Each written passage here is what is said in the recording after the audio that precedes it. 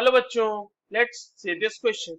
A 5% solution weight by volume of cane sugar, 5% solution cane sugar का है weight by volume, जिसका molecular weight आपके पास दिया हुआ है 342, is isotonic with 0.877% weight by volume of urea solution.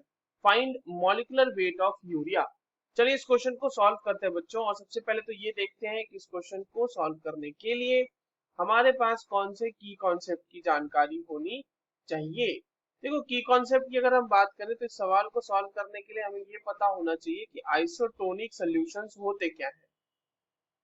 अगर आपके पास दो सॉल्यूशन है बच्चों, ए और बी, और अगर उनके ऑस्मोटिक प्रेशर बराबर है आपस में, तो हम बोलेंगे कि वो दोनों सॉल्यूशन जो है आपस में आइसोटोनिक है। A and B are isotonic. ठीक है, तो यहाँ पर हमारे पास दिया हुआ है एक केन शुगर सोल्यूशन और एक यूरिया सोल्यूशन, और आइसोटोनिक है दोनों, तो इसका मतलब दोनों का ऑस्मोटिक प्रेशर बराबर होगा। और osmotic pressure is equal to क्या होता है बच्चों, C R T, where C is the molar concentration, R is the constant and T is the given temperature. तो इसके हिसाब से अब हमारे पास देखिए क्या क्या दिया हुआ है। हमारे पास है कि 5% सोल्यूशन है, 5% weight by volume cane sugar solution है। तो केन शुगर सोल्यूशन की अगर हम 5% की बात करें तो इसका मतलब ये होता है बच्चों कि अगर हमने इसका 100 ml लिया है, 100 ml सोल्यूशन अगर लिया है, तो उसमें हमारे पास 5 ग्राम केन शुगर होगा।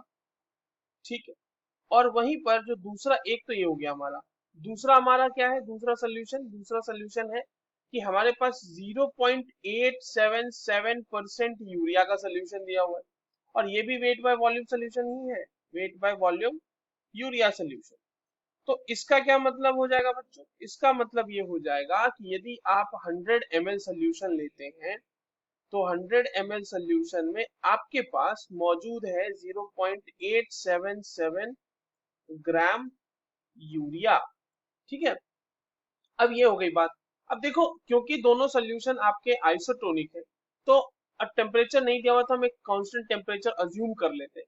तो क्योंकि दोनों सोल्यूशन आइसोटोनिक है और हमने एक सेम टेम्परेचर की बात करनी है, तो क्या होगा कि pi a is equals to pi b जैसे करेंगे तो वो इक्वल्स हो जाएगा सी आर टी के। देखिए, for a given temperature, for a given temperature, pi of, pi one दे देता हूं मैं नाम केन शुगर सोल्यूशन का, will be equals to pi of two urea solution. तो ये हो जाएगा C1RT is equals to C2RT। तो यहाँ पर से बच्चों RT कैंसिल हो गया, तो क्या बच गया, C1 is equals to C2। अब हमारे पास देखिए स्ट्रेंथ जो है वो दी हुई है थी, वेट बाय वॉल्यूम परसेंटेज के टर्म्स में दिया हुआ था। यहाँ पर से C1 C2 को इक्वेट कर लीजिए।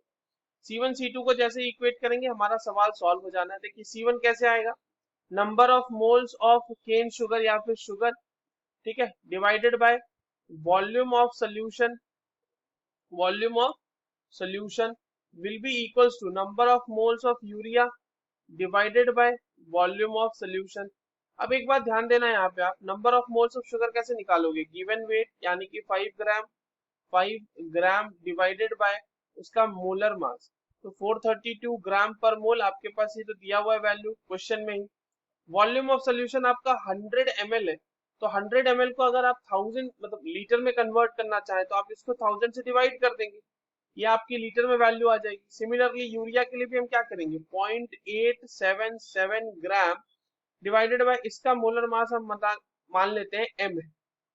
वॉल्यूम ऑफ सोल्यूशन इसके लिए भी तो 100 ml ही कंसिडर किया था, और इसके लिए इसको भी लीटर में कन्वर्ट करने के लिए ये हो जाएगा। अब देखो ये पूरा का पूरा टर्म कैंसिल आउट हो गया, तो यहाँ पर से क्या आ जाएगा हमारे पास बच्चों, 5/342 इक्वल्स टू 0.877 अपॉन m, और यहाँ पर से m की वैल्यू जो आएगी वो कितनी आएगी, 0.877 इंटू 342 डिवाइडेड बाय 5, और ये वैल्यू आपके पास ग्राम पर मोल में आएगी because we are talking about molar mass, और ये वैल्यू आती है हमारे पास 59.98 ग्राम पर मोल। तो यही हमसे निकालने के लिए भी बोला गया था कि find out the molecular weight of urea. ठीक है, अब देखिए ये हमने मोलर मास निकाल लिया। अब इसी मॉलिक्यूलर वेट, अब मोलर मास को अगर आप मोलिकुलर मॉलिकुलर मास यूनिट में रिप्रेजेंट करते हैं, मॉलिकुलर वेट को अगर हम मॉलिकुलर मास यूनिट में रिप्रेजेंट करेंगे तो 59.98 you will be the molecular weight. और अगर मॉलिकुलर वेट को हम ग्राम पर मोल में रिप्रेजेंट करते हैं तो that gives us molar mass. ठीक है, तो मॉलिकुलर वेट हम निकाल चुके हैं। I hope you understood this well. All the very best.